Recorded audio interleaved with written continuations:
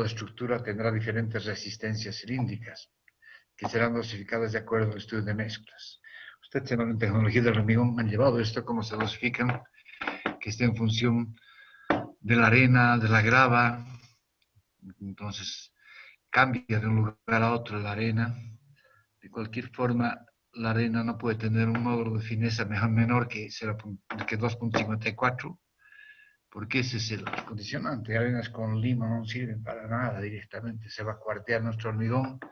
Y si bien el hormigón trabaja fisurado, tampoco es bueno fomentar la fisuración excesiva, ¿no es verdad? Por eso es de que hay que tener mucho cuidado con la arena, sobre todo, que hay que lavarla, y la grava que está con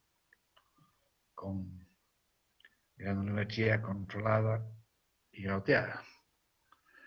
Si alguien tiene alguna pregunta, hágala, no espera que yo termine de hablar. Bien, las especificaciones técnicas. En la mayoría de los casos, la resistencia cilíndrica del hormigón es 21 megapascales, que es lo mismo que 210 kilopons por centímetro cuadrado. Pero hoy en día es muy fácil llegar a 250, 300, 350, gracias a que todo está automatizado. Cuando nosotros pedimos un hormigón en laboratorio, lo dosifican en peso, además que el llenado, la tolva principal, es en base a computación. Entonces es exacto lo que sale, nosotros podemos obtener la resistencia exactamente que hemos calculado cuando estamos haciendo en el laboratorio. O si estamos haciendo en el campo, hay que tener más cuidado porque allá no tenemos las bondades que tendríamos en un laboratorio, entonces hay que hacer por peso o por volumen, transformando el peso proporciones a volumen. Hay que cuidar qué gravas se está tomando, qué arena se está llevando. De cualquier forma, es importante que los agregados que nosotros acopiemos en el campo, los traigamos aquí y hagamos varias resistencias cilíndricas para garantizar de que nuestro hormigón realmente debe ser lo que estamos queriendo y lo que especifican el DBC, qué resistencias cilíndricas debemos alcanzar. Y cuando saquemos la resistencia característica, llevemos sorpresas de que estamos por debajo del requerimiento. Bien, la grava debe ser salteada y lavada con un diámetro entre 3/4 y 1 pulgada. Cuando estamos con menos de 3/4, estamos hablando de gravilla. Y eso se utiliza generalmente cuando hay demasiada armadura y hay peligro de las cangrejeras. Depende de qué tipo de estructura estemos haciendo. A veces por hacer el diseño antisísmico, o sismo resistente, mejor dicho. En la parte de los apoyos, de la unión de columnas con vigas, está tan ceñida la estructura debido a los estribos que es difícil que pueda ingresar una grava de 1 pulgada allá. Entonces hay que controlar muy bien estos puntos que son críticos para evitar las cangrejeras justamente. En cuanto al agua del amasado, ya sabemos que para el hormigón armado debe tener una relación de agua sobre cemento menor o igual a 0.53. Esto nos va a dar una masa ni muy líquida ni muy seca tampoco. Cuando tenemos relación agua sobre cemento 0.53, estamos hablando de una masa pastosa que es fácil de manejar y sobre todo transportar y vibrar. Entonces, el agua que nosotros utilizamos es importantísima para la obtención de la capacidad portante y resistencia del hormigón. Y existen algunos parámetros que se deben respetar. Porque, por ejemplo, cuando estamos hablando del agua, el agua no puede ser menor a 5, un pH menor a 5, ni un pH mayor a 8. Eso quiere decir el grado de acidez que tiene el agua está entre este rango. Obviamente que si estamos en el campo, conseguir el agua de estas condiciones es hasta un poco dificultoso. Yo no les digo que consigan agua potable, porque eso es un poco menos que imposible. El agua que nos da CEMAPA justamente para tomar está fuera de cualquier índice de la Organización Mundial de la Salud. Pero felizmente nosotros estamos con muchos anticuerpos que evitan que nos dé fiebre tifoidea. Sin embargo, cuando los gringuitos vienen aquí, como los llaman comúnmente, comen cualquier cosa e inmediatamente están con fiebre tifoidea a la clínica. Es porque no tienen defensas. En sus países sí hay agua potable. Y pueden tomar de la pila directamente sin hacerse ningún problema. Aquí hay que tener mucho cuidado con ellos, porque no tienen las defensas que nosotros tenemos. Sin embargo, cuando estamos en el campo y no hemos hecho un análisis bromatológico, entonces, ¿cómo podemos nosotros saber si el agua que vamos a utilizar es la apropiada o está fuera de los índices necesarios? Entonces, no vamos a llevar cisternas desde aquí. Si estamos haciendo un puente, por ejemplo, o estamos haciendo un complejo minero, está fuera de la ciudad y no hay posibilidad de llevar desde aquí cisternas.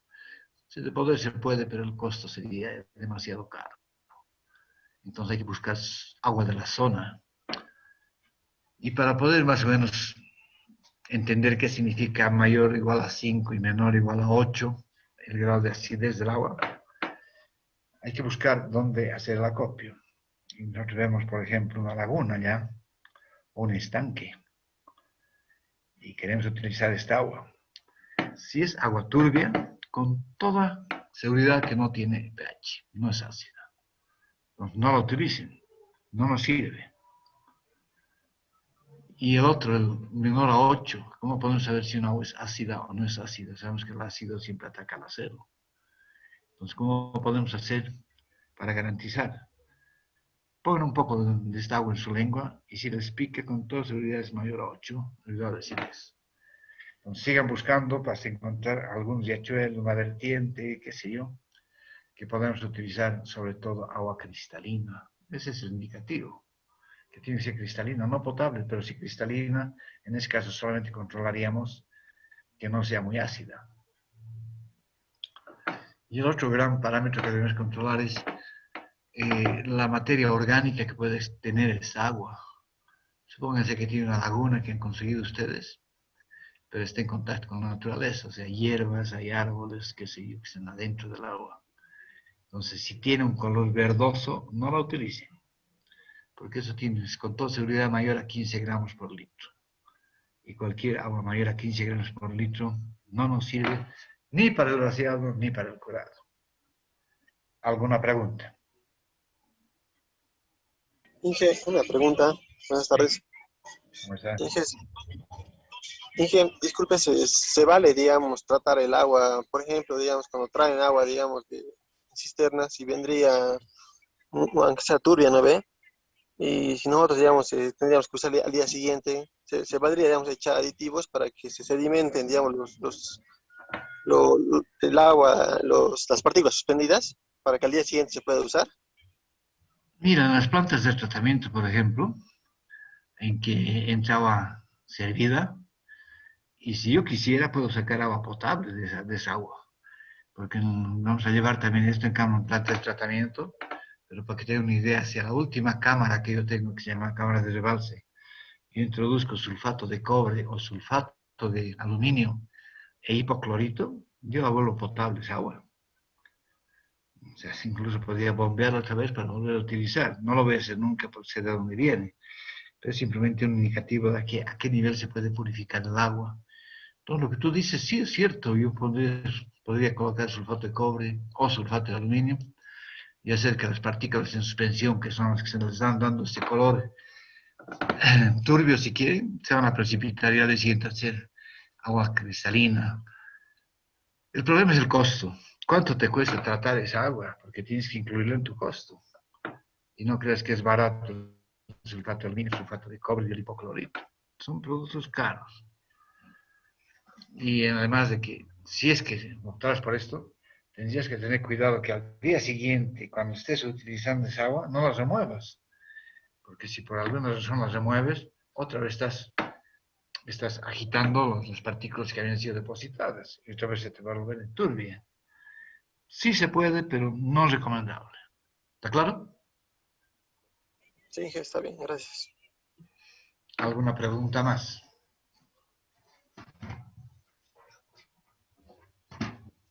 Bien, otro de los atenuantes que nosotros tenemos cuando estamos haciendo con hormigón es la temperatura del ambiente. Eso incide radicalmente en el endurecimiento inicial del hormigón. La temperatura ideal está entre 20 y 22 grados centígrados. Nos encontramos beneficiados porque rara vez nos bajamos esas temperaturas de 0 grados. Generalmente estamos con 8, con 10, entonces mejor empezar un poquito más tarde, cuando ya no está en las temperaturas bajas. Sin embargo, ¿qué pasa si yo estoy en Potosí o estoy en Villamontes? Dos temperaturas totalmente extremas. Les doy estos ejemplos porque yo he construido en Potosí y he construido en Villamontes. Y obviamente si yo esperaba que la temperatura del ambiente esté en 20 grados centígrados, seguramente hasta el día de hoy estaría sentado esperando esa temperatura para poder vaciar. Entonces, para la ingeniería no existe la palabra no se puede. Hay que buscar las soluciones. Si estamos en Potosí, lo que yo he hecho es calentar el agua. El turril mismo le he metido brasa por abajo y lo he calentado y calentado y calentado y con un termómetro verificado que tenga 44 grados centígrados. Y con esa agua, calentada a 44 grados centígrados, se prepara mi mezcla. Entonces, esto hasta que vaya enfriando, en las 2 horas va endureciendo y va a bajar obviamente a 8 grados, algo por ahí. Pero el promedio estamos en 20 grados centígrados. ¿Qué es lo que yo quiero? Que el tiempo inicial del vaciado no se evapore, no se congele mi agua. Porque en ese momento, si se congela mi agua, se cristaliza mi hormigón. Y eso no lo tenemos nunca en nuestra existencia, porque es como romper un vidrio de alta templado. Debilitamos completamente la cohesión del hormigón, lo sólido.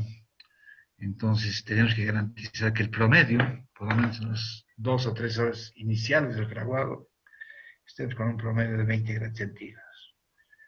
Y cuando estamos en Villamontes, al revés. En Villamontes yo colocaba un turril y le metía barras de hielo. Entonces estaba bajando de tal manera que a las 4 horas llegue otra vez a los 44 grados a la sombra que hace, pero mi hormigón ya ha endurecido la parte inicial, que es lo más crítico. Entonces, esta es la forma de vaciar un hormigón en estas temperaturas extremas. Obviamente que el curado y el mantenimiento hay que seguir haciendo con lo mismo agua que estamos haciendo. O sea, pasadas las 2 horas, el hormigón empieza a endurecerse. Entonces, en ese momento yo tengo que aumentarle agua caliente cuando estoy en el Potosí o agua fría cuando estoy en el trópico o en Villamontes, porque empieza con el calor de evaporarse el agua, y al evaporarse el agua no se produce el efecto químico necesario para el endurecimiento del cemento. ¿Alguna pregunta? Dije, una pregunta es, sobre el curado, ¿no? De hormigón que hacen en las columnas, ¿no? Que le ponen, lo recubren así con plástico. Ese es, En época de... Eso, Inge, solamente es para que sude nada más, pero ya no le tienen que echar agua. ¿Y cómo va a sudar si no le echa agua? Igual tienes que echarle agua. Lo que hace el plástico es hacer sudar justamente el agua que tú estás echando. Entonces, al transpirar, eso te mantiene un ambiente húmedo que sirve para curar las columnas. Ustedes se van a fijar que incluso en Cochabamba, en todas partes de Bolivia, cuando uno termina de vaciar la columna, la forra con plástico. Sobre todo cuando se encofra ya. Pero ahora en encofradas hay que seguir mojando el hormigón justamente. La ventaja cuando está encofrado que los rayos ultravioletas del sol no llegan directamente a la cara del hormigón. Pero sí necesitamos humedad para que se pueda endurecer este hormigón correctamente. Entonces hay que mojar directamente esas columnas. Y ya una vez desencofradas, hay que forrarlas con plástico para que, como tú dices, transpire este hormigón, pero transpirando echando agua. Si 3 veces por día y esa agua penetra en las columnas, el plástico va a hacer que transpire gracias al sol y el curado sea perfecto. Ahora, cuando estás hablando de losas, por ejemplo, losas y vigas, lo que se hace generalmente es, después de las 4 horas de vaciado, 8 horas mejor, tú le colocas arena encima, a toda la losa, y mojas esa arena. Esta arena te va a mantener la humedad, aunque esté pelando el sol, te va a mantener la humedad. Entonces va a ayudar a curar la losa y las vigas. Y después puedes volver a echarle agua. La arena, la particularidad que tienes que mantiene la humedad, por mucho que haya sol que esté pelando. ¿Está claro? Inge, eso de la arena que se hace para curar, no me que ha dicho que tira agua, se hace así como montoncitos para que se forme así como una piscina arriba, o No, solamente no necesitas arena. esparcirla. Esparcirla la arena, como si estuvieras tapando la losa y no quieres ver el hormigón. Esparcir la arena. Y una vez esparcida, mojáis arena. Te va a mantener la humedad. No necesitas montoncitos, esparcirla. Eso te va a mantener la humedad y te va a ayudar a curar la losa. Y, Inge, y si filtrara un poquito, Inge, en el caso que sea, digamos, losa de viguetas, ¿está bien, Inge, que filtre gotitas No para hacer importa. eso? No importa, porque tú lo que estás haciendo obra fina, el momento que tú estás haciendo una losa, debajo de esa losa, no tiene nada de obra fina, entonces ¿qué material se va a dañar? Ninguno, porque no tienes yeso, no tienes cemento fresco, entonces no se va a pasmar nada, no ha de haber daño directamente a los materiales degradables. Esta es una obra gruesa, entonces si filtra, que filtre. ¿Cuál es el problema? Ninguno. ¿Alguna pregunta más? Ingeniero, buenas tardes. Buenas tardes, dime. En la materia de hormigón armado hemos aprendido bueno, que a mayor la temperatura del agua genera un mejor fraguado. ¿Cuál sería un límite en la temperatura o necesariamente tenemos que estar en un 22 grados? Mira, ¿qué pasa cuando hay mucho sol? La evaporación del agua es inmediata, ¿no es verdad? Tú puedes hacer la prueba en tu pasto, en tu jardín, rega tu pasto. A las 10 de la mañana rega tu pasto, tú vas a ver que a la hora tu pasto está seco, porque el sol de verano te está evaporando todo el agua que es echado. Y tu pasto todavía tiene imperfecciones que va a retener el agua. Pero en cambio una losa, una viga, ¿qué imperfecciones tiene? Son tan pequeñas. Tú echarle agua a una losa y vas a ver que a la media hora está seca. Y si está seca, quiere decir que no está curándose esa losa. Quiere decir que el agua ya no está reaccionando con el cemento. Y para el endurecimiento del hormigón necesitamos justamente que endurezca este hormigón en base a agua. Por eso se hace el curado también durante una semana posterior al vaciado. Porque el agua es la que nos va a ayudar a curar este hormigón. Entonces, si se les han dicho que a mayor temperatura es mejor para el hormigón, yo discrepo totalmente. Porque a mayor temperatura hay mayor evaporación. Y si hay mayor evaporación, entonces es contraproducente para el fraguado normal de un hormigón. ¿Alguna pregunta más? Inge, disculpe, ¿dentro de cuántas horas se cura la losa después de vaciar, dicho?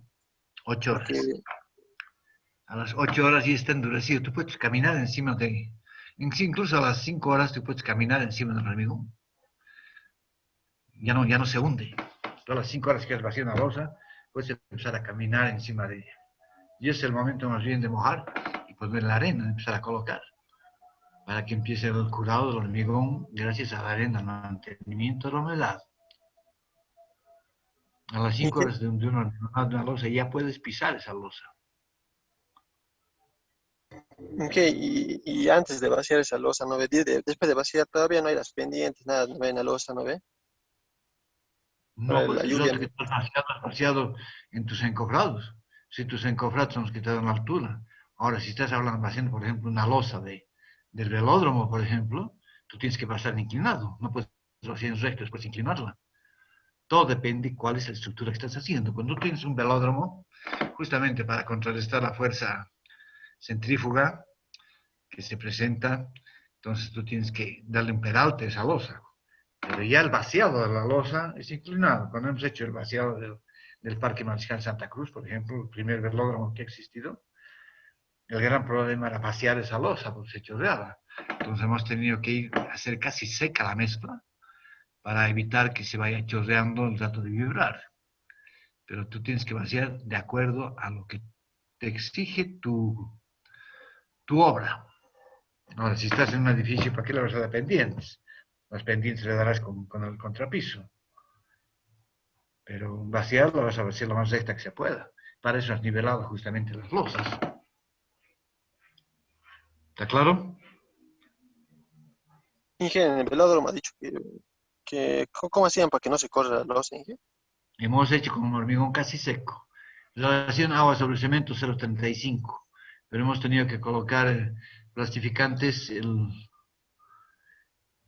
Viscocret, creo que es el que hemos utilizado, para darle plasticidad a la mezcla, pero no agua, porque el agua hacía que se chorree nuestro hormigón. Entonces lo hemos vuelto plástica así para evitar cangrejeras, pero eso nos permitía vaciar casi en seco.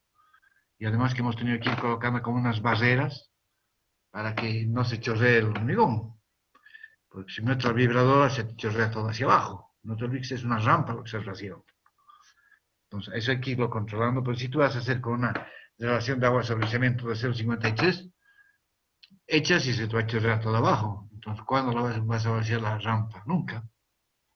Entonces, en ese caso, hay que controlar el agua, pero hay que dar plasticidad para que no se creen cangrejeras. Y eso se hace con superplastificantes, aditivos. ¿Alguna pregunta más? Inge, y después de curar, ¿no ve? Se hace inmediatamente. ¿En qué momento se hace la lechada con, con el Zika, Inge, después de curar? O después de vaciar, ¿a las cuántas horas se hace la lechada? Depende, ¿qué sí que estás utilizando y para qué estás utilizando? El Zika para losas. ¿Para qué? Pero hay Zika 10 si quieres, hay Zika F86, el Calcicadur, Carbodur, hay el F86, hay el Zika 1, Zika 2, Zika 3, pues ¿cuál Zika estás utilizando? Porque ¿qué quieres hacer con tu losa? Depende. No es una sola Zika que se utiliza para todo, no. Dependiendo qué queremos hacer con ese hormigón, se va a utilizar diferentes tipos de Zika. Por eso te pregunto, ¿qué quieres hacer con esa losa? ¿Quieres impermeabilizarla? ¿Quieres acelerar su fraguado? No sé, ¿qué quieres hacerle? Para impermeabilizar, Inge. Zika 1. Pero ¿para qué vas a ir? Bueno, el rato que tú vas a ir, si tú vas a impermeabilizar, métela a la mezcla, no la metes al tu piso. Si quieres garantizar realmente que esa losa no filtre, el agua de tu mezcla de hormigón, ahí meterle Zika. Y si es contratado por el mezclado, contratar hormigón impermeabilizante. Ellos le van a aumentar ya en planta la Zika 1 para que ese hormigón sea impermeabilizante. ¿Cuál es la función del Zika 1? Es expandir la mezcla, y al expandir la mezcla directamente está minimizando el porcentaje de poros, y al minimizar el porcentaje de poros estamos evitando que haya filtración de aguas. Eso es lo que se está haciendo. Ahora, si tú quieres hacer un sellado, por ejemplo, tú tienes un tanque de agua y desencofras, lo llenas de agua y te aparece un chisguete ahí, como si alguien estuviera orinando ahí arriba. Y entonces, en ese caso, utiliza Zika 2. El Zika 2 lo pones en tu mano y con tu dedo tapas ese orificio. En 30 segundos ese hormigón ya secado ya tapa ese orificio. Por eso que les digo, depende qué tipo de tratamiento quieres darle a tu hormigón. Dependiendo del tratamiento, viene el Zika. Ahora, si tú quieres acelerar el fraguado de un hormigón, que no quieres que a los 28 días se fragúe, sino a los 7 días, entonces vas ya con Zika F86. Es un acelerante de fraguado. Entonces, con eso estás acelerando el tiempo de fraguado, o si no, con Viscocret también, acelera el fraguado, pero son epóxidos expansivos dilatadores, que hacen justamente que se acelere el tiempo de fraguado y endurecimiento del hormigón. Pues que te digo, depende para qué quieres ese Zika o ese tratamiento. ¿Está claro? Sí, Inge, porque le preguntaba, porque he visto, digamos, que vaciaban la losa sin echar Zika, después ya que se secaba, ¿no? Que la curaban, al día siguiente ya le echaban la lechada de la Zika, mezclada con agua y con arena, digamos, pero escurrían así como agüita encima de la losa, Sí, supuestamente. lechada. Ajá, lechada. Sí, pero eso es más que nada para tapar fisuras. El hormigón siempre se te va a fisurar, siempre. El rato, porque justamente el rato del endurecimiento del hormigón se va contrayendo el hormigón, pues se está secando, entonces está trabajando con el 95% del agua, el 5% ya entraron en acción y el 5% evaporado. Entonces, eso produce el agrietamiento del hormigón. Entonces, para evitar fisuras, se le echa a lechada de cemento. Que es más que lechada, es poca agua y más es cemento. Pero eso es más que nada para camuflar, si quieres, para que no venga el supervisor y te diga que se está fisurando tu hormigón. No te olvides que los supervisores, por lo general, no sé por qué, son arquitectos. Y los arquitectos no saben cómo se comporta el hormigón. Entonces, cuando ellos ven fisura, creen que el hormigón se va a caer. Ellos no saben que el hormigón trabaja fisurado. Entonces, simplemente apariencia. Cuando le echan al día siguiente la lechada de cemento, es para que tape justamente esas fisuras, pequeñas fisuras que se han presentado y parezca que es un vaciado perfecto, que no existe. Para hacer un vaciado perfecto y que no se contraiga el hormigón, tendrías que utilizar grouting. Con el grouting sí, tú vas a lograr que no se asiente nada, que no haya revenimiento, pero eso es justamente cuando vas a hacer fundaciones de máquinas, que no te varía 1 milímetro el vacío que tú tienes. Entonces, ahí utilizan grouting. ¿Alguna pregunta? Ingeniero, entonces la lechada siempre se hace o solamente cuando para tapar fisuras nada más es. A mí no me preocupa las fisuras, sinceramente no me preocupa, porque sé que el rato que haga la impermeabilización de la terraza, ahí voy a cuidar que todos los tratamientos que les he enseñado. Pero ¿de qué me sirve en este momento curar eso si después voy a vaciar un contrapiso? Y cuando ya vacía el contrapiso y ya de haber otro piso encima, o sea, ¿qué probabilidad haya que venga agua ahí? Ninguna. Estás en un departamento. Y en un departamento, acá se te va a inundar todos los días tu baño para que tengas agua. No, entonces, probabilidad de que haya agua no hay. Puede haber si hay una fuga, digamos, pero no es en toda la losa y toda la losa está fisurada.